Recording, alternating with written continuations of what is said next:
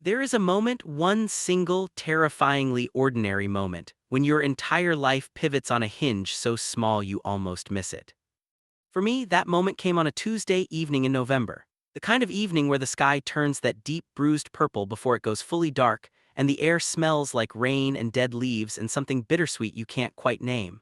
I was standing in my best friend Layla's kitchen, reaching into the refrigerator for a bottle of water when I heard his voice behind me. "You're here again."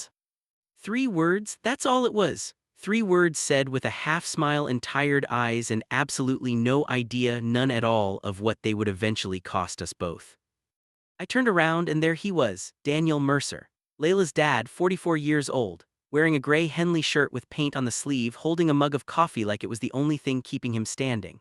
And I, 23 years old, freshly heartbroken from my last relationship, a girl who prided herself on always making the right choices. I smiled back and said, "I'm always here." Which was true. I practically lived at the Mercer's house, had done since I was 17 years old, and Layla became my best friend, my sister, my whole entire world. I had no idea, standing in that kitchen on that Tuesday evening, that I was about to make the one choice in my life that would break everything I'd ever known, and somehow, in the ruins, find the most honest love I had ever felt. This is that story. And I need you to stay with me because I promise you, it is not the story you think it is. You have to understand Layla to understand any of what comes next. Layla Mercer was the kind of person who walked into a room and made everyone in it feel like they'd been waiting for her without realizing it. She had this wild, curly dark hair she was always fighting with, and a laugh that was too big for her face, the kind of laugh that made strangers smile in coffee shops. She was passionate and chaotic and fiercely, almost violently loyal to the people she loved. She collected stray cats and broken people with equal enthusiasm. She made the world louder and brighter and more worth being in. I met her the first week of junior year, when I transferred to Riverside High after my parents moved across the city. I was new and scared and trying very hard not to show it, sitting alone in the cafeteria pretending to read a book I couldn't concentrate on. Layla sat down across from me with a lunch tray piled so high it was structurally unsound and said without preamble, "You look like you're trying to disappear. Don't do that. What's your name?" That was it. That was the whole beginning. Within a week, she had absorbed me into her life completely. Her house, her family, her orbit. The Mercer house was the kind of home that had a permanent open-door policy, always warm, always full of noise, always smelling like whatever Daniel was cooking, because Daniel cooked. Every evening, without fail, there was a real meal on the table: roasted chicken, pasta from scratch, soups that simmered all afternoon. It was the most foreign thing in the world to me, coming from a house where dinner was usually whatever you could find in the freezer. Daniel Mercer was a contractor by trade and an artist by soul, the kind of man who built houses with his hands during the week and spent Sunday mornings in the garage-turned-studio, painting canvases that were too good to be a hobby and too personal to sell. He was quiet in the way that still, deep water is quiet, not empty, just contained. He noticed things. He remembered things. When I mentioned once, offhandedly, that I loved the smell of oranges, there was always a bowl of them on the counter from then on. Not said aloud, not pointed out, just there. Layla's mother, Sandra, had left when Layla was 12. I never got the full story. Layla didn't talk about it much, and Daniel never talked about it at all. What I knew was that Sandra had wanted a different life than the one she had, and she'd gone to find it, and that Daniel had raised Layla alone for the past 11 years without bitterness, without drama, without making his daughter feel like anything less than the center of a universe that was worth being in. That kind of quiet strength is the most attractive thing in the world. I know that now. Back then, I just thought he was a good man. I thought that for a long time. When I was 22, I graduated college with a degree in graphic design and a boyfriend named Marcus who I had been with for 3 years and who I had genuinely believed I would spend my life with. We had talked about apartments. We had talked about dogs. We had looked at each other across restaurant tables with the comfortable certainty of people who had decided something and were no longer questioning it. And then, the night of my graduation party, the night my parents had driven 4 hours to celebrate, the night Layla had made a banner from scratch and hung it across the Mercer's porch and baked a cake that was genuinely ugly and absolutely perfect, Marcus pulled me into the hallway of the Mercer house and told me he had been seeing someone else for 4 months and that he was sorry, he was so sorry, but he thought he should tell me now before it went on any longer. He was sorry. I stood there in the hallway of the house I thought of as my second home, in the dress I'd bought for this specific night, holding a glass of champagne, and I felt something very specific happen inside my chest. Not a break is too clean a word, more like a folding, like something structural inside me just quietly folded in on itself. I didn't cry, I didn't shout. I walked very calmly back into the party, put my champagne down on the table, smiled at my mother, and spent the next 3 hours being someone who was having a wonderful night. Later, much later, when everyone was gone, I sat on the back porch steps of the Mercer house in the dark and finally let myself feel it. The cold air, the deep, specific humiliation of being replaced, the loneliness that isn't just about losing one person but about suddenly not trusting your own perception of reality.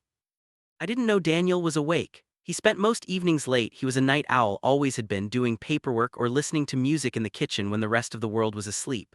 I heard the screen door open behind me and felt him sit down on the step above mine, and he didn't say anything at all for a long time. He just sat there, present, quiet, bearing witness. Eventually he said, "You don't have to be okay tonight." 7 words, and something in me cracked completely open. I cried then, the real kind, ugly and uncontrolled, the kind I'd been holding back for hours. And Daniel didn't try to fix it or talk me through it or tell me I was better off. He just stayed, sat on that step in the November cold and stayed until I was empty, and then he went inside and made tea, and we sat at the kitchen table until 2 in the morning talking about nothing important, and by the time I drove home I felt, for the first time that night, like a person who might be all right. I told myself that was friendship. I told myself that for months. After Marcus, I moved back into my childhood bedroom and spent the next few months doing what heartbroken people do. I threw myself into work, I cut my hair, I repainted my bedroom a color called Dusty Sage that was supposed to represent new beginnings and mostly just made the room look cold. I downloaded dating apps and deleted them. I read books about healing. I called Layla every other day, and she made me laugh even on the days I didn't want to. And I kept going back to the Mercer house. It was my constant, my fixed point. Layla and I would sit on her bedroom floor on Saturday afternoons and eat bad takeout and watch reality TV and talk for hours, the way only girls who have been best friends since 17 can talk, where you skip the preamble and go straight to the marrow of things. But Layla that spring was in her own storm. She had met a man named Corey, charming, handsome, completely wrong for her in every way I could see and she could not, and she was falling fast and hard in the way that leaves no room for anything else. Our Saturday afternoons became less frequent. Her calls became shorter. It wasn't abandonment, Layla would never abandon me, but it was a natural human pulling away. She was building something new and it required her full attention. I understood, I really did. I was happy for her even when I worried. What I didn't anticipate was that in the space Layla's pulling away created, something else quietly moved in. Daniel had started a new project that spring, restoring an old building downtown, which meant he was often home earlier than usual, done with the site by 4, spending his evenings in the studio. Layla was almost never home, and I, creature of habit, still gravitating toward the house as my safe place, would show up and she wouldn't be there and Daniel would be in the kitchen and it would have been strange to leave. So I didn't leave. We fell into it like a routine neither of us designed. I would come over and he would be cooking and I would sit at the kitchen counter and we would talk. Really talk, the kind of conversations I was starving for and hadn't known it. He was curious about everything. About my work, my ideas, the things I was designing and why. He'd ask follow-up questions that proved he'd been listening. He'd push back when he disagreed, respectfully, thoughtfully, without making me feel small. He told me about the building he was restoring, about the history embedded in old architecture, about how you could read the whole life of a family in the way a staircase was built. One evening in April he showed me the garage studio for the first time. I don't know why he hadn't before, maybe the timing hadn't been right, maybe it felt too private. He turned on the overhead light and I stood in the doorway and looked at 20-something canvases leaning against the walls, and I was completely unprepared for what I felt. They were extraordinary, vast emotional paintings, all color and texture in controlled chaos, the kind of art that makes you feel seen without understanding why. I walked slowly around the room and he stood in the doorway watching me, and I forgot for a while that I was a 22-year-old girl in her best friend's dad's garage. I was just a person in the presence of something honest. "Why don't you show these?" I asked. He shrugged, the way he always shrugged when something mattered too much to talk about directly. "They're not for showing." "They're for what then?" He looked at me for a moment. "Keeping honest," he said. I thought about that answer for days. It was a Saturday in June. I know the date exactly because it was the day of Layla's cousin's wedding, a big, chaotic, all-day affair that Layla had been dreading for weeks. She'd invited me, but I had a client deadline and had begged off, which I was quietly relieved about. I finished my work around 7 in the evening, and without really thinking about it, the way you don't think about the route to a place you've always gone, I drove to the Mercer house. Layla's car wasn't in the driveway, Daniel's truck was. He opened the door when I knocked and he looked tired in the particular way of someone who has been alone with their own thoughts too long. He'd clearly been in the studio. There was a smear of blue paint on his forearm that he hadn't noticed. "Layla's at the wedding," he said. "I know," I said. I stopped. I didn't have a reason, not a real one. I finished work and didn't want to go back to my apartment." He looked at me for a moment, then he stepped back from the door. We ate dinner. He'd made too much pasta, as always, and we talked, and then he suggested we watch something, and we ended up on opposite ends of the couch with a film playing that neither of us was really watching. And at some point the conversation drifted into something deeper than it usually went. He told me about Sandra, really told me, more than he ever had, about how the end of that marriage had felt less like a sudden crash and more like a very slow dimming, like watching a light go out over years, and how the worst part wasn't the leaving but the long time before the leaving when they both knew and neither of them said so. "That's the part that costs you the most," he said, "not the honesty, the delay of it." And I told him about Marcus in more detail than I'd told anyone, including Layla. About not just the betrayal but the specific, shattering loss of trust in my own perception. About how the thing that frightened me most wasn't being hurt again, it was not seeing it coming, not trusting what I thought I felt. He was quiet for a moment after that, then he said, very carefully, "You should trust what you feel. That's the one thing that's always been trying to tell you the truth."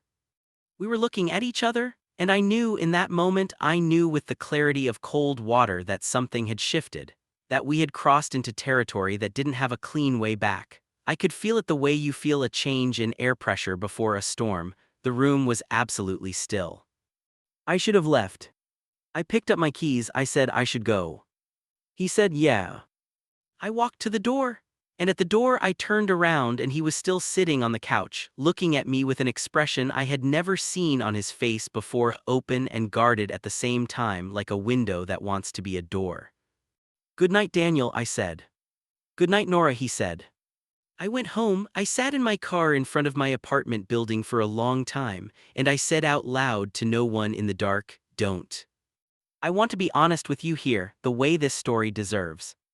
I didn't fall in love with Daniel Mercer recklessly. I didn't fall in love with him the way you fall off a cliff, sudden and catastrophic and without choice. I fell in love with him the way water finds a crack in stone, slowly, persistently, reshaping things so gradually that by the time you notice what's happened, the landscape has already changed." The weeks after that Saturday were strange. We were careful with each other in a way we hadn't been before, politer, slightly more formal, like two people who have accidentally seen something private and are trying to give each other back their dignity. But underneath the carefulness was something that hadn't been there before and couldn't be unlearned. It was early August when it finally broke open. Layla was in Barcelona for 2 weeks. She and Corey were doing a big European trip, and I had promised to check in on the house, water her plants, generally make sure nothing burned down. This was a normal, unremarkable thing. I had a key. I'd had a key for years. I didn't tell myself anything particular about the fact that I went every single day. On the fourth day, Daniel was home early and we were in the kitchen and I was telling him about a project I was working on, a brand identity for a small theater company, something I was genuinely excited about, and I pulled up the designs on my laptop to show him. And he leaned over my shoulder to look at the screen, that's all. He leaned over to look. He was so close I could feel the warmth of him, and I turned my head just slightly, instinctively, and we were suddenly 6 inches apart, looking at each other with nowhere to look away to. He said my name, just that, just Nora, but the way he said it was a question and an answer at the same time. "I know," I said. "This is," he started. "I know," I said again. And neither of us moved for a moment that felt as long as a season.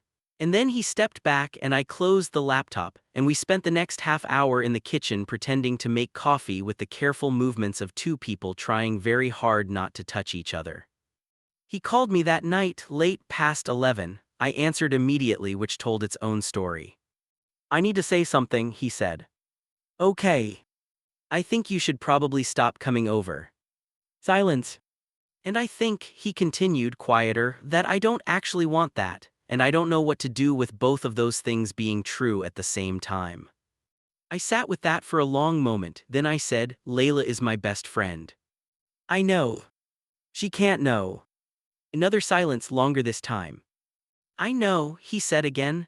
And this time the word was heavy with all the things it meant, the acknowledgement of the choice, the weight of it, the full and clear-eyed understanding of what we were walking into.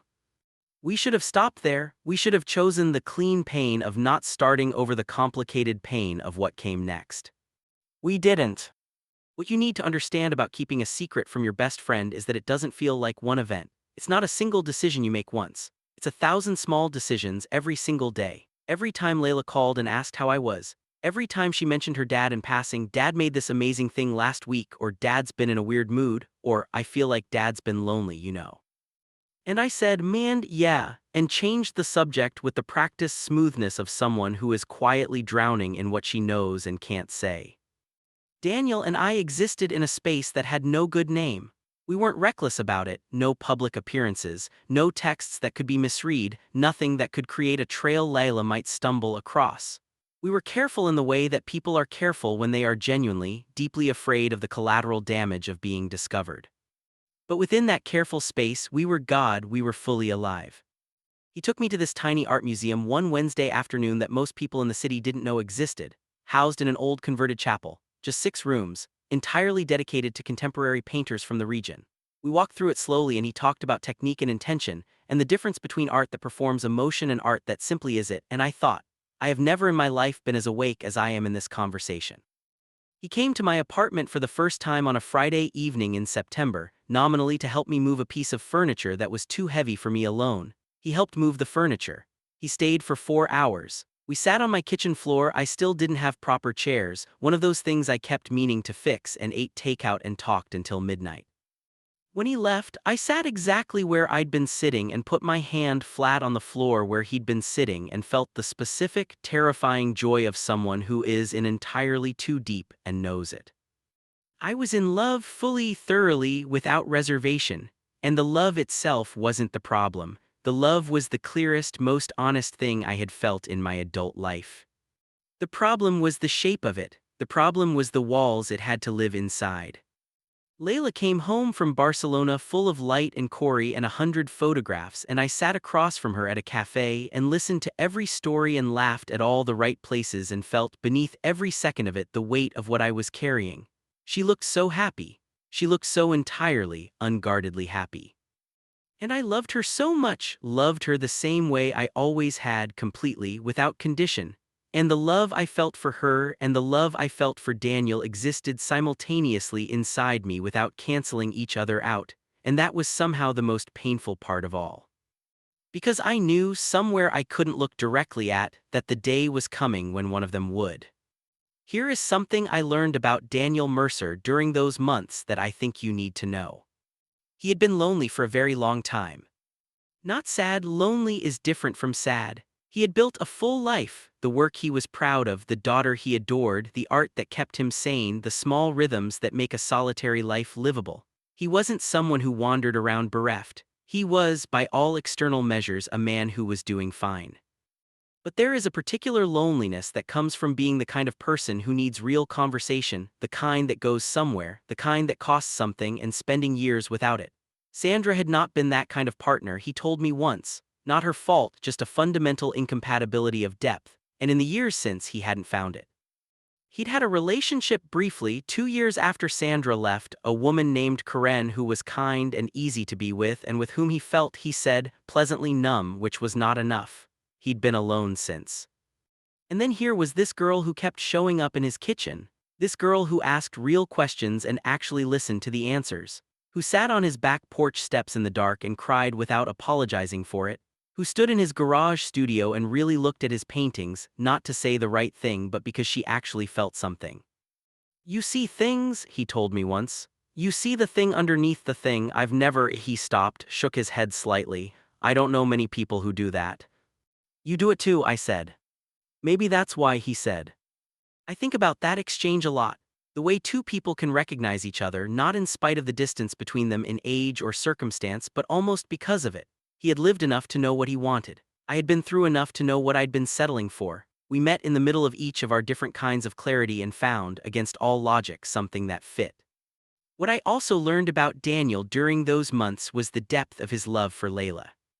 He didn't just love her the way parents love children by default. He had chosen her every single day for 11 years, chosen to show up fully, to stay present, to build something good inside a life that could have grown small and bitter.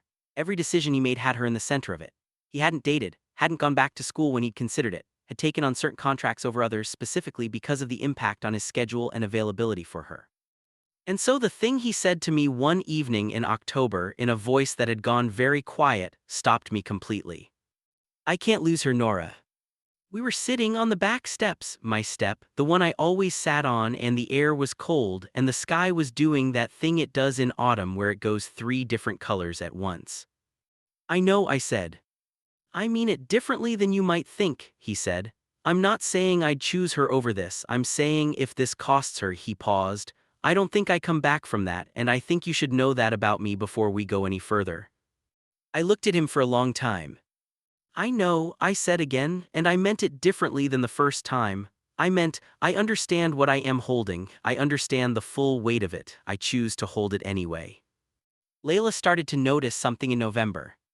Not about us, not specifically, not yet, but about me. Layla knew me better than anyone alive, and she was the kind of person who noticed emotional weather changes in the people she loved the way a sailor notices wind shifts. She noticed that I was different, lighter in some ways, more guarded in others. She noticed that I was busy on evenings I used to be free, that I deflected when she suggested we go to her dad's for dinner, that there was something simmering under the surface of me that I wasn't saying. She brought it up directly, she would. It was completely Layla on a Sunday afternoon at my apartment. We were supposed to be watching something. Instead, she muted the TV and looked at me and said, "Okay, who is he?" My heart stopped just for a second, just long enough to feel what real fear feels like. "What?" I said. "You're seeing someone, or falling for someone, I can tell. You've had this whole glow thing happening for like 2 months and you haven't said anything, which means either it's complicated or you don't think I'll approve, and either way I need to know." She said it with perfect Layla certainty, affectionate, pushing, unapologetic. I looked at her, my best friend, the person who sat down across from me in a cafeteria at 17 and decided I was worth knowing, who made ugly cakes and drove 2 hours when I called her crying, and loved me with a consistency and fierceness I had done nothing in particular to deserve. "It's complicated," I said. "Because of what?" "Because, I stopped. I genuinely in that moment considered telling her, I want you to know that." I sat there and felt the truth pressing against the back of my teeth and thought, I could say it now, I could say it all. "Because he's older," I said finally, "and we're in really different places in life, and I'm not sure it's going anywhere, so I didn't want to make a big thing of it." She looked at me for a long moment, searching my face the way she always did, looking for the thing underneath the thing. "Are you happy?" she said. "Yes," I said, and that at least was entirely true. "Then I'm not worried," she said. And she unmuted the TV and we went back to the film, and I sat there in the warm wreckage of what I'd almost said and what I'd chosen instead, and I thought, how long can I keep living in the space between those two things? December came, and with it something I had been dreading without quite knowing I was dreading it. Corey proposed to Layla. She called me screaming, literally screaming, the kind of joy that doesn't fit inside a normal voice at 7 in the morning on a Sunday, from a rooftop restaurant where he had done the whole thing, ring and all, and I sat up in bed and felt two completely contradictory things at once: pure, uncomplicated love for her and her happiness, and the cold, creeping knowledge that this changed everything. Because an engaged Layla would mean planning and dinners and family gatherings and the Mercer house becoming a different kind of center. It would mean Daniel and Layla at the same table more often. It would mean me at that table. It would mean the careful, compartmentalized world Daniel and I had built suddenly having to share space with the other parts of our lives in ways that would be much, much harder to manage.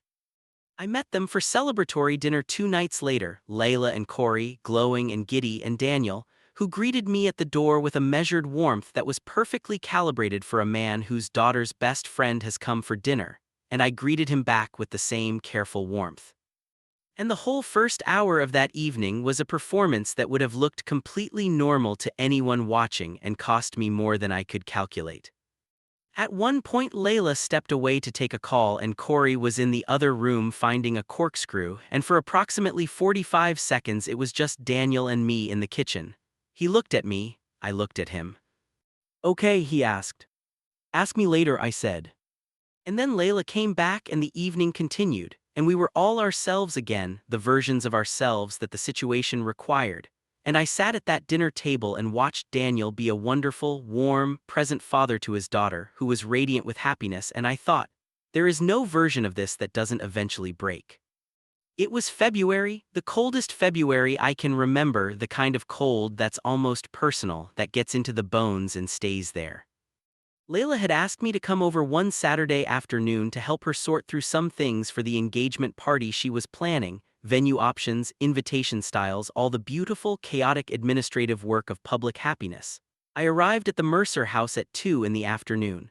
Layla's car was in the drive, so was Daniel's truck. What I didn't know, what no one had told me, was that Layla had been dealing with something for a few weeks. Nothing dramatic, nothing she'd flagged with me, just a low-level unease about Corey that she'd been quietly processing. She'd found something on his phone, not definitive, not conclusive, but enough to plant a seed of doubt that had been quietly growing in the dark. She hadn't told me because she was still deciding whether it was something or nothing.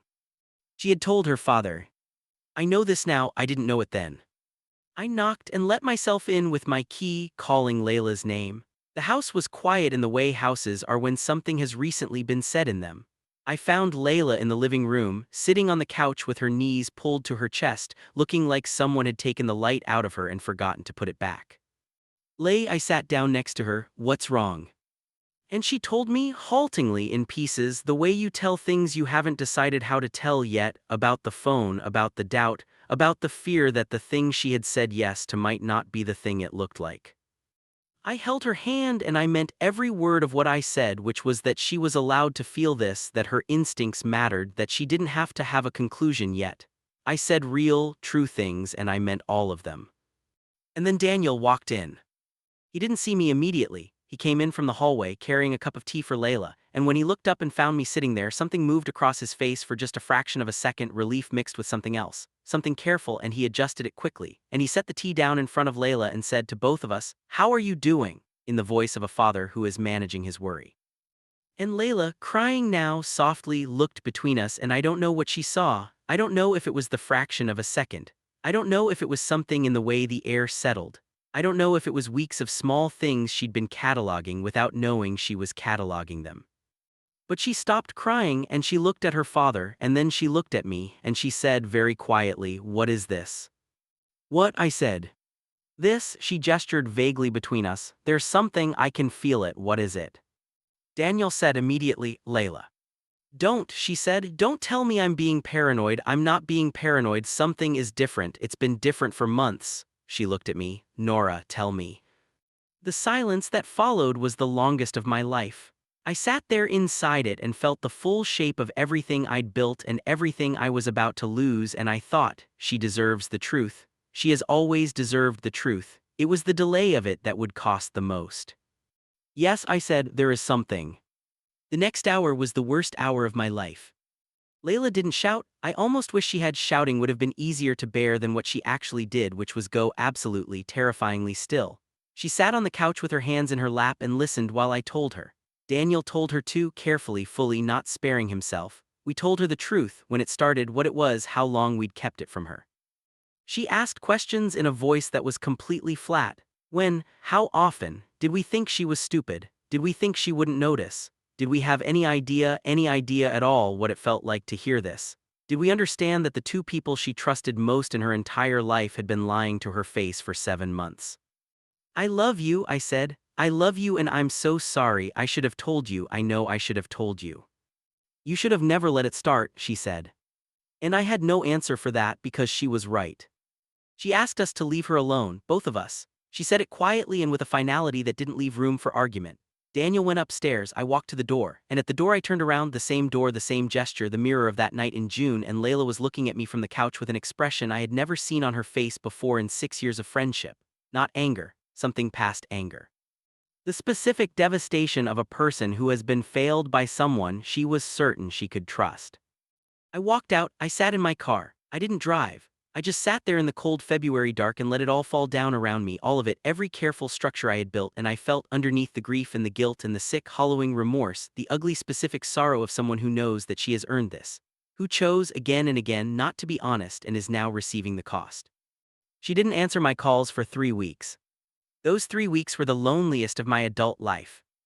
Daniel and I spoke quietly, carefully, two people trying to take care of each other from a distance, but the conversations were weighted with the knowledge that we had no right to lean on each other the way we wanted to. He was trying to reach Layla. I was trying to reach Layla. We were separately carrying the same grief and not sure we were allowed to carry it together. I wrote her letters, real ones on paper, not to persuade her. I wasn't trying to argue for myself, just to make sure she knew the full truth of it, that my love for her had never dimmed, not once, not in any of it. That I had made choices I was ashamed of, not because I didn't care but because I was afraid, and that the fear was mine to own and not a reflection of how much she mattered. That she was not the one who had failed, had never been the one who had failed, and I was sorry for every moment she'd spent wondering. I don't know which letter she read, I don't know if she read all of them, but on the 21st day she called. She didn't say hello, she said, "I need you to understand something." "Okay," I said. "I'm not okay," she said. "I'm really not, and I'm not going to pretend I am, and I'm not ready to say everything is fine because it isn't." "I know," I said. "But," she said, and I held my breath. "But I also know that you love me. I've always known that. And I know you didn't do this to hurt me. You did it because you were afraid, which makes it worse in some ways and better in other ways, and I'm still figuring out which." I didn't say anything, I just let her talk. "I'm so angry at you," she said. "I need you to know that. I am so angry that you didn't trust me enough to tell me, that you thought I couldn't handle it, that you gave me the edited version of your life for 7 months. That's the part that hurts the most, not the what, the how." "I know," I said, "you're right. And my dad," her voice cracked for the first time. "I'm still working through that one. He's my dad, it's different." "I know it's different." A long silence. "I'm not ending our friendship," she said finally. "I'm not capable of it, but I need time, and I need you to not push it." "Whatever you need," I said. "And Nora," she said. "Yeah. Are you happy with him? Is it real?" I felt the question land somewhere deep. "Yes," I said, "it's the most real thing I've ever felt." Another silence, then "Okay," and the line went quiet. Here is the part of the story I didn't expect. 6 weeks after that conversation with Layla, 6 weeks during which we were slowly, tentatively, painfully rebuilding something, she called me and told me she had broken off the engagement with Corey. It turned out the thing on his phone had been exactly what she feared it was. He had been unfaithful, not 4 months, not 6, from the very beginning. From the first month they were together. The entire relationship had been built on a lie, and when it finally cracked open, it did so all at once, and Layla was left standing in the debris of a year and a half of something she had believed in completely. She called me first. That's the thing that broke me open in the best way. She called me first, before her other friends, before her family, and she said, "I need you," and I was in my car before she'd finished the sentence. I drove to the Mercer house. She opened the door and she was already crying, and I held her for a long time in the doorway, and neither of us said anything about the months that had just passed. We were just us again, the core of us, the part that no mistake, no silence, no hurt could actually reach. Daniel made tea. He came into the living room and set it down on the table and looked at me over Layla's head just for a moment, and in that look was everything we hadn't been able to say out loud. Gratitude, relief, something tentative and hopeful and very, very careful. Layla pulled back from me eventually and wiped her eyes and looked at the mug of tea, and then at her father. "You made the orange one," she said. It was her favorite, some rooibos blend she'd been drinking since she was 15. "Always," he said. She looked at him for a long time. Something passed between them, father and daughter, the kind of communication that doesn't need words and never really has. "I don't understand it," she said finally. "You and Nora, I probably won't ever fully understand it." She looked at me. "But I know who you both are, I know what you're made of, and I know," she stopped, took a breath. "I know you didn't do it to me, you did it without thinking enough about me, which is different." Daniel sat down across from her. "I'm sorry, Layla, the most important thing I've done wrong in a long time." She looked at her tea. "Yeah," she said, "then don't do it again." "What?" he said. "Don't lie to me about your life," she said. "Either of you, that's the rule now, whatever else is true, that's the rule." Spring came slowly that year, the way it does when winter has been particularly determined, but it came. Daniel and I stopped being a secret. That sounds simple. It wasn't. It was months of careful, incremental honesty, the three of us navigating a new shape of things together, building a dynamic that didn't have a template because it didn't fit any template. Layla and I rebuilding our friendship on cleaner ground. Layla and her father rebuilding trust. Daniel and I being allowed, finally, to exist in the same space as ourselves, not performers, not secret keepers, just two people who loved each other and were willing to let that be seen. Layla came to dinner at my apartment for the first time in April, a dinner that Daniel and I cooked together, which was very much a new thing to be witnessed. She sat at my kitchen table, I finally had chairs, and she watched us move around each other in the kitchen with the practiced ease of people who know each other's rhythms, and she was quiet for a while. And then she said, to neither of us specifically, "It's very weird." "I know," I said. "I'll probably always think it's a little bit weird." "That's fair," said Daniel. "But," she said, "you both look." She made a gesture that didn't resolve into words, but I understood it. She meant, "You look like people who have found something true, you look like people who are not performing." "Yeah," I said. She picked up her fork. "Okay," she said, "just keep the rule." "The rule stays," I said. "Good," she took a bite. "Also, Dad, you overcooked the pasta." "The pasta is perfect." "The pasta is definitely not perfect." And just like that, in the most ordinary, mundane, pasta-related argument in the history of reconciliation, something settled. The air in the room changed. Something that had been held very tight for a very long time let go just a little and breathed. I've thought a lot in the year since all of this unfolded about what I would have done differently. The obvious answer is, I would have told Layla sooner. I would have been honest earlier, would have trusted her more, would have had faith that a friendship as real as ours could hold difficult truth without breaking. She deserved that from the beginning. The secrecy was never a kindness, it was a cowardice I dressed up as protection, and it cost us both something we can't fully recover. We've rebuilt well, Layla and me. But there is a kind of trust that, once it's been chipped, you can fill the chip with gold and make it beautiful and still always know where the fracture was. I would spare her that chip if I could go back. But here is the other thing I know, the thing I didn't expect to know: I would not undo the love. Not because the outcome justified the process. It didn't. The fear and the silence and the months of living in two worlds, that was its own kind of damage, and I carry my part of it honestly. But because what I found in Daniel Mercer, in his stillness, in his curiosity, in the way he made space for the full and complicated truth of who I am, is the most real thing I have ever been given. I spent so many years of my adult life being with people who made me feel like I had to edit myself, to sand down my edges and present a manageable version of my interior. And here was a man who asked me specifically for the unmanageable version. Who wanted to know the thing underneath the thing. Who sat on back porch steps in the cold with no agenda other than presence. That is what love is supposed to feel like. Not a performance, not a negotiation, just honest and steady and seen. I am 24 years old, he is 45, we live in the same city, we have dinner with Layla every few weeks, the three of us, and it is sometimes easy and sometimes still weighted with the particular texture of things that have been through difficulty and come out the other side of it. We are a strange, improbable, entirely real family of sorts. Layla started seeing someone new, a man named Tom, who she describes as aggressively good, by which she means genuinely kind in a way that doesn't perform itself, and who I have met twice and already like enormously. She is cautious in a way she wasn't before Corey, and I think that caution is wisdom earned, and I am proud of her for it. Daniel is showing his art. I talked him into it, not a gallery, nothing formal, just a small collective show in that converted chapel museum, 6 of his paintings among the work of 8 other regional artists. He was terrified, and I held his hand in the parking lot before we went in, and he said, "This was your idea," and I said, "Everything good is eventually someone's fault." He laughed. He has a very good laugh, quiet and sudden, the kind that tells you it's real because it catches him off guard. I think about that November evening when I stood in Layla's kitchen and reached for a bottle of water, and he came in and said, "You're here again."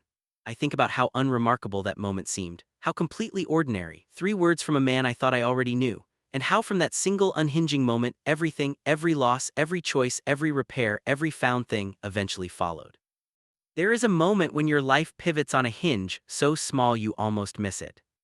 The trick, I think, is not to miss it, to look at it fully, to hold the weight of it honestly and not pretend it doesn't have weight, to make the choices you can live with, not just the choices that are easy, to love the people you love with enough respect to tell them the truth, even when the truth is a stone in your chest.